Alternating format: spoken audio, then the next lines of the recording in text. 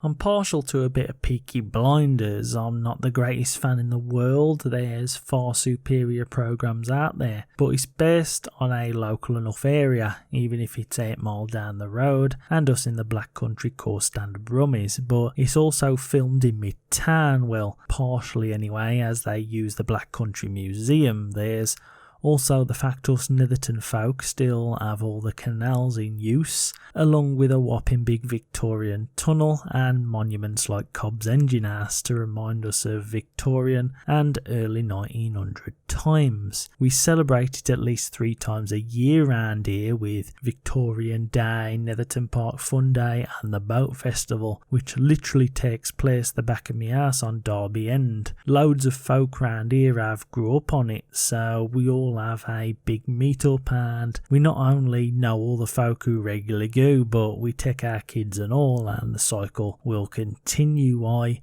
Blummin used to dress up as a gangster like the Peakies, probably say I look more like Luca with the way I dressed, especially since I had a bit more bob than others at the time, but me oppo once dressed up as me mole, beard stubble and all, with unshaven legs, and those meetups are all day things when you're young. We started at 10, went on by about midnight, that sort of thing, having a bit of a mini pub crawl from Pardo's to the dry dock as was, with a stop off at the Crown, Red Lion and Wheat Sheaf. Now, as people have no doubt had a few shandies all day, it wouldn't surprise ya to hear that me oppo pulled 3 times that night, which was bloomin' hilarious, and most folk loved it. I couldn't do it now as I've not had a proper tipple in years, but I still see loads of folk I grew up with over the cut on them days, and so when a show comes about that focuses on a time period that we all cherish round here, you've got to support it really. And we've now got Peaky Blinders style pubs and restaurants in Dudley that are well themed. So when I saw the board game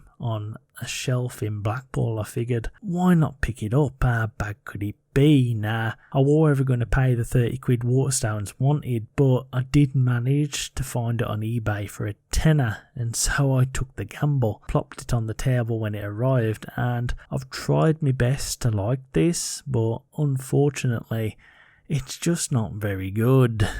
You see, this features a bit of worker placement, but mainly it's a luck-based dice roller. Basically, you choose one of the 4 board colours and tokens, you take it in turns to place one of your 3 tokens on the board in a given area, and everyone rolls the dice to see what they get. Usually, you need a dice result of 6 or 7 to get something decent, and you do that for 4 board zones before moving on to the oss racing area, which is totally a luck-based dice roller mechanic, but is your main source of income if you win and get enough bonuses on your board. Now, how you win is based on objective cards you've drawn at the start of the game. One of the objectives is to control one of the 4 areas, and the other 2 are based on having a certain number of components like card parts or gang members. And the objective system is one of my biggest complaints of this game, as is the reason why I'll most likely be selling this on and never playing it again.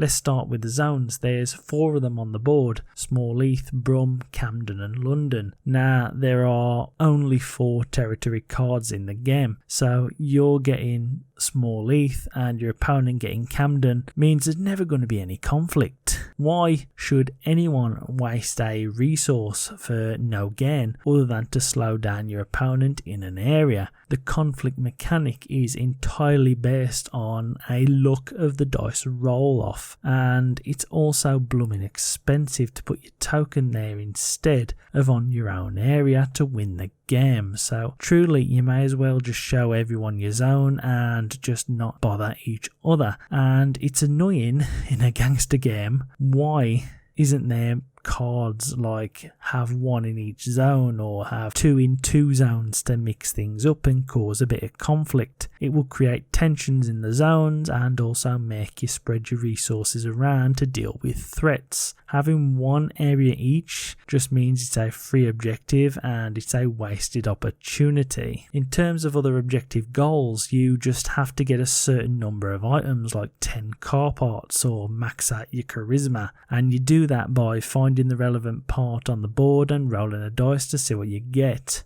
Or you can use the pretty broken market system to cheese your collection if your opponent's got rid of stuff you want. Basically, you buy something from the left column, sell it to the right, then keep doing that until you get what you want. And it works for others also, as they can buy from the right to sell from the left. It's a terrible system that basically needs house ruling. But regardless, all you have to do to win is complete 2 of your secret objectives and fill out your area of choice, and that's it. So this game is entirely based on getting lucky with dice rolls or manipulating the market because your opponent needed the money and unwittingly made your victory easier. There's no tactical nuance or thought needed for the gameplay, just place tokens on stuff, roll and get rid of it for stuff you need till you win. Honestly, Ludo or Snakes and Ladders is more impactful and more fun. The worst offender though has to be the theming, or lack of it. Basically this is a Peaky Blinders game in name only. This is like one of them old movie tie-in computer games you'd get years ago, one that would be so poor, bland and generic that no one would ever pick it up without the name slapped on the front. This game is very egregious because it has Peaky Blinders slapped all over the box, only for there to be 4 of the main cast's pictures on the board and a couple of unrelated quotes on the cards, when all you have is small ETH and a generic OS race tying your game to the theme. It's a definition of failure. Even the tokens are all the same and not really that themed. You have a revolver, a whiskey glass and a pocket watch. You'd have thought you'd get thugs for main characters, but no,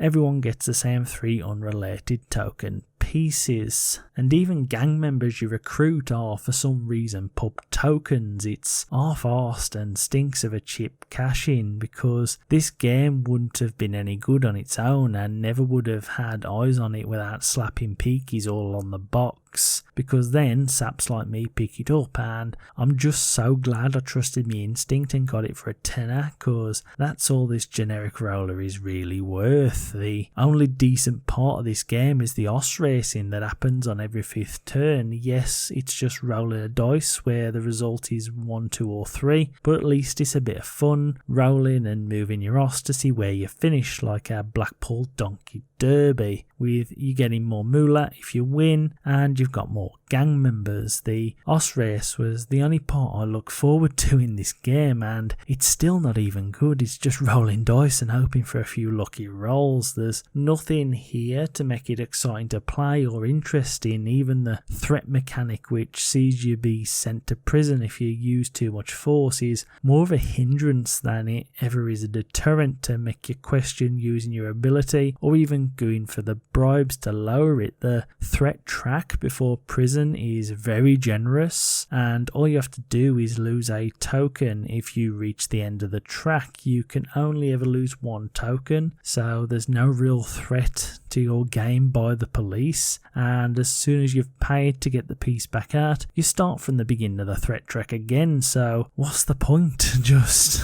use your tokens without issue and keep rolling to win. It's a meaningless mechanic, like the entire game, and it's a huge shame, as there could have been something decent here if someone actually cared to release a well-themed and thought-out Peaky Blinders tie-in game. But this is just an empty shell with a name and a couple of pictures. It's terrible and is my first bird game dud. It can't even be rescued with solo. It's basically impossible, as you know what each player wants. So even going for the strongest action on each board, it's still just a dice roller with no substance. So I'd rather play solo Ludo. At least you can take opponents' pieces out in that game and cause trouble. This needed better area cards and secret objectives with more varied range. I'll honestly never play this game again, and it's going straight on the market for sale. Hopefully I'll get my money back regardless, avoid this one and buy something better.